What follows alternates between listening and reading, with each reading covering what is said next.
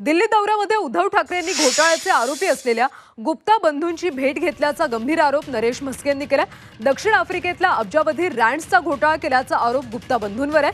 African देशाच्या मालकीच्या सरकारी उद्योगांमधून अब्जावधींची लूट केल्याप्रकरणी गुप्ता बंधूंवर गुन्हा दाखल आहे। अतुल गुप्ता, अजय गुप्ता आणि राजेश गुप्ता यांच्यावर माजी राष्ट्राध्यक्ष जेकब झुमा यांच्याशी जवळीक साधून दक्षिण आफ्रिकेमध्ये अब्जावधी रँड्सचा घोटाळा केल्याचा आरोप आहे। जेकब झुमा 2018 मध्ये अध्यक्षपदावरून पायउतार झाल्यानंतर हे तिघे आणि त्यांचे कुटुंबीय दुबईला पळून गेले होते।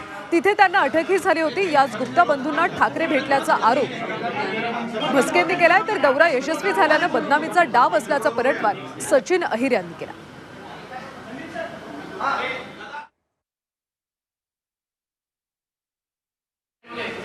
म्हस्केंनी ठाकरेंवर गंभीर आरोप केलेले आहेत। दिल्ली दौऱ्यामध्ये त्यांनी गुप्ता बंधूंची भेट घेतली असा आरोप म्हस्केंनी केलेला आहे।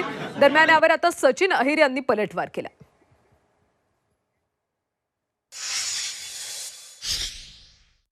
7 तारखेला उद्धव ठाकरे आणि करोडो रँड्स म्हणजे जो दक्षिण आफ्रिकेत करन्सी आहे याचा घोटाळा करणारे गुप्ता बंधू यांची भेट संजय राऊत यांच्या घरी उद्धव ठाकरे यांच्या समवेत झालेली आहे। अर्धा तास बैठक झालेली आहे अशी विश्वसनीय सूत्रानुसार ही बातमी मिळते।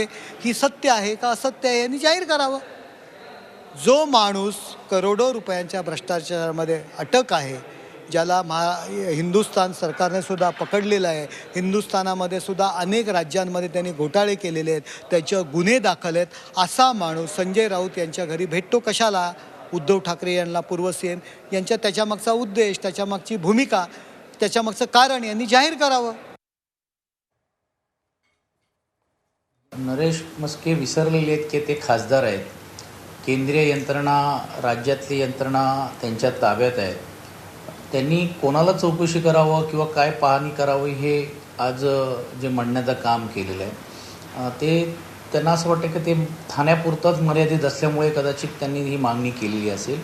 आपण सर्वांनाच माहीत असेल की लोकप्रतिनिधी नात्याने कोणी यावं कोणी न्याय यावं हा नंतरचा भाग आहे, पण अशा पद्धतीने आरोप करून आमचा जो यशस्वी झालेला जो दिल्ली दौरा आहे त्या सर्व गोष्टी आणि हा दिशाहीन करण्याचा प्रयत्न होतोय।